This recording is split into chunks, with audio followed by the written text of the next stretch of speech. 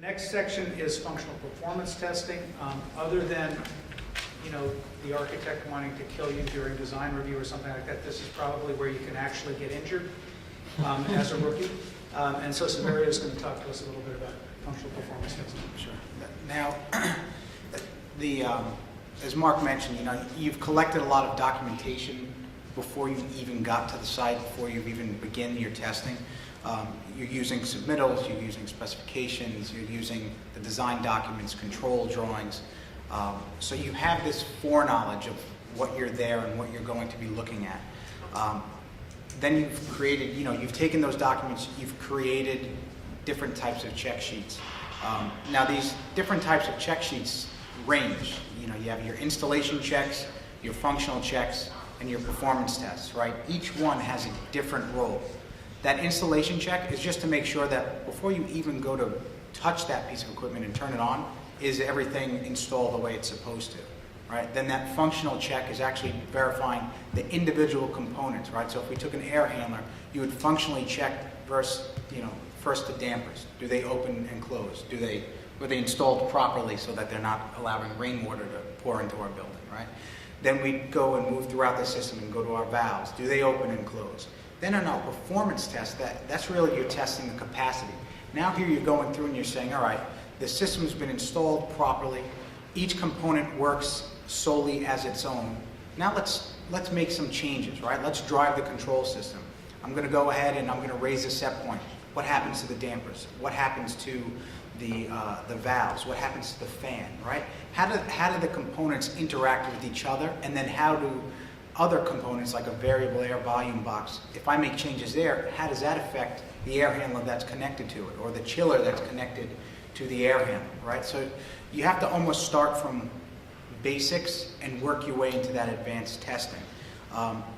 Keeping in mind always the goal of the test. What's your expected outcome? Who's going to be involved, right?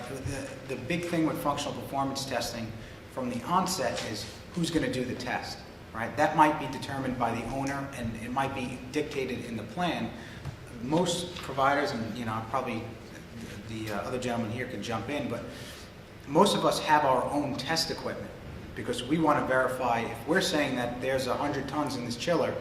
I want to make sure that I've personally verified with my pressure gauges that are calibrated, with my ultrasonic flow meter, right? That I know that the owner did get what they required. But in order to do that, a rookie needs to come up to speed on the piece of equipment, what the control specifications are for it, the different components, what they're sized for, how to test it. This goes back to our basic, high school physics of MC delta T, right? The flow and temperature difference is calculating energy.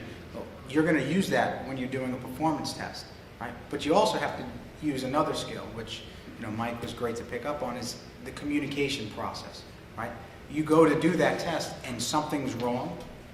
Well, it's not time for a commissioning agent to throw their hands up and say, oh well, well, call me back when you fix it, right? It's now, all right, well, what's wrong? What could be impeding it? So you're preparing yourself along the way to do all the testing. You have a script, as Mark said, you have a plan in place. It's an integrated approach. You have different individuals there. You may have a balancer there on the air side. You may have an electrician there for your VFD. You may have a pipe fitter there for your steam piping or traps. You may have your controls contractor there. All four of those individuals may be there at the time of your test, right? You may have somebody else there that has their own test equipment. I've been on plenty of projects where, the balancer is taking an airflow reading, and then the minute he or she is done, then we're taking our airflow reading. We're both looking at each other, making sure that we're within alignment with each other, right? So you have all this complexity going on, and it is integrated with different players. What's very important to me is that, and Mark hit on it, is I say this in every construction kickoff, to me functional performance testing should be an open book test, right? They should have the sheets in advance. They should know exactly what I'm bringing, exactly what they need to bring, the players that need to be involved, what sequences we're going to do. After my kickoff meeting, and hopefully, after the owners left the room, I pull all the contractors aside again and I say, hey, you're getting these test sheets. I would recommend before you call me out to the job site, you go through the test yourself. Because if you fail the test on your own, then it's a waste of my time, and then it becomes a waste because now we have to document that it failed. Take the test, take the check sheet, do it first yourself, and when you feel comfortable with it, then call me in, right? And then now it makes the process of commissioning a lot smoother because everyone knows what's expected.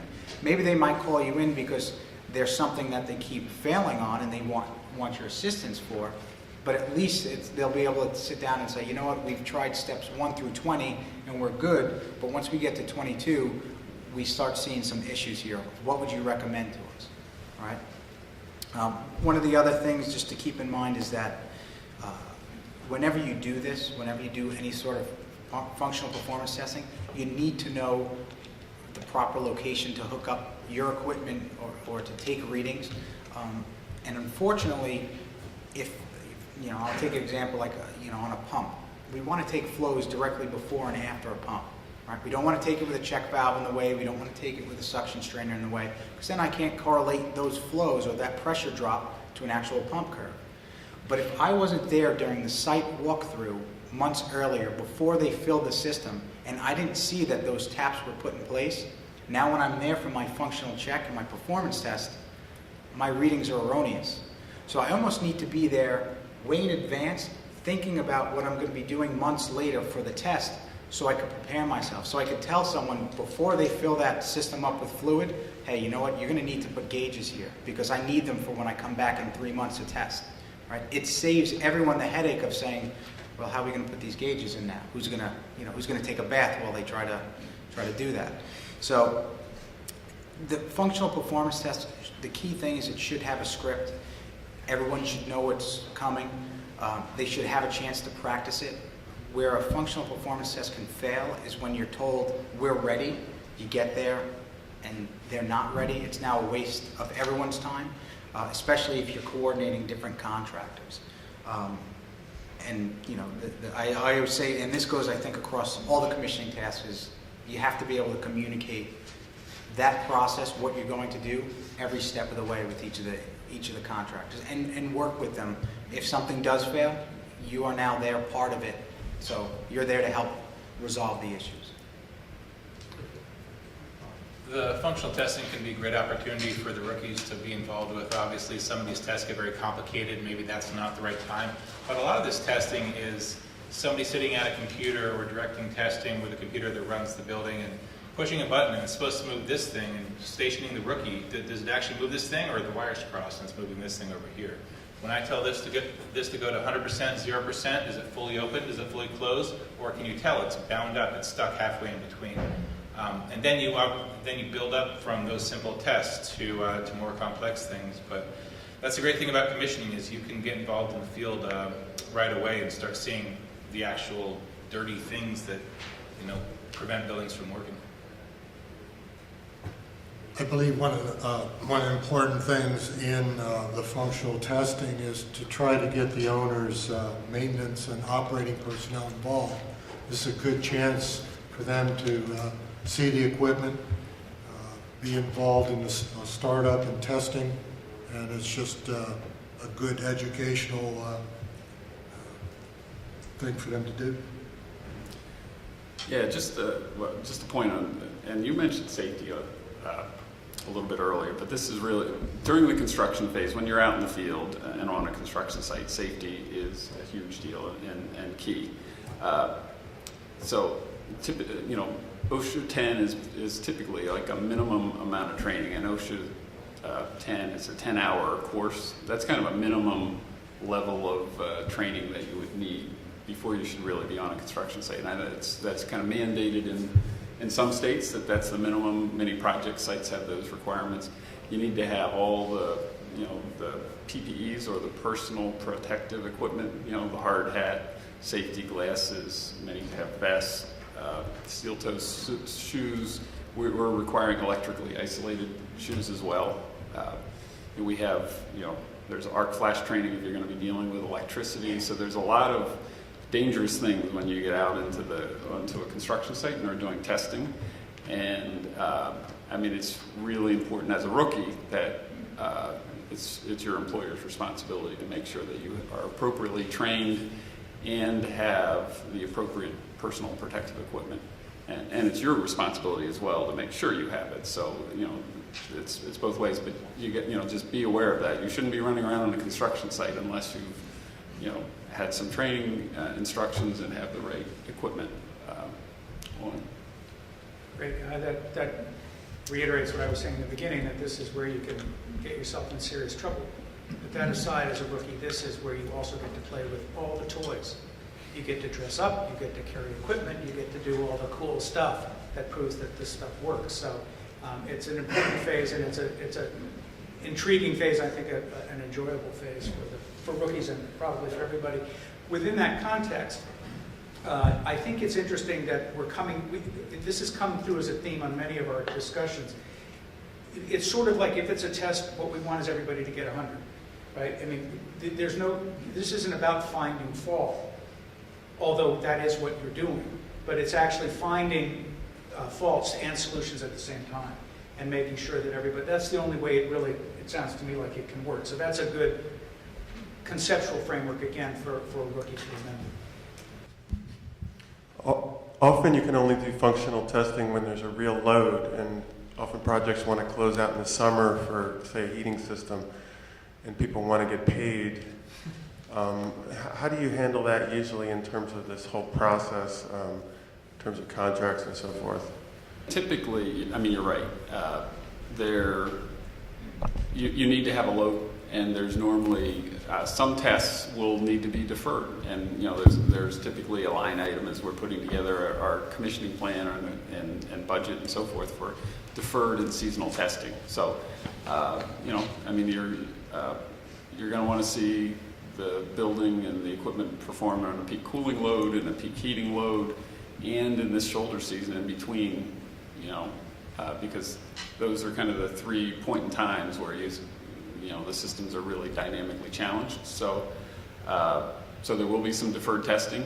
You also will typically use, trending analysis to be able to see, and that's sometimes called passive testing. I mean, active testing is while you're out in the field, you're physically making changes to set points and set things to get a response. So that's kind of active testing. Looking at trends and looking at trend analysis from a building automation system, you can see what temperatures and damper positions and cooling valves and heating valves are doing over time, and you can do analysis of that and see what's happening in periods where you're not there physically testing, and that can be used to diagnose and verify and validate that things are working correctly, or if they're not, identify that and help diagnose it. So. But how many projects have this 2 seasons of deferred testing really as part of the contract, and everyone's paid for that? Is that typical? Well, I mean, I think every project has deferred testing, and I think you're kidding yourself if you don't. I mean, you have to. I don't know. In my experience, we always put it in a project. I mean, there's a separate line item for deferred testing, and schools are notorious. I mean, schools, they finish up in the summer. They're starting in kind of August or September, and so we're always coming back kind of at when the heating season rolls around to really see what's going on then. I mean, you do what you can before that, but you need to see a load to make some of these things happen.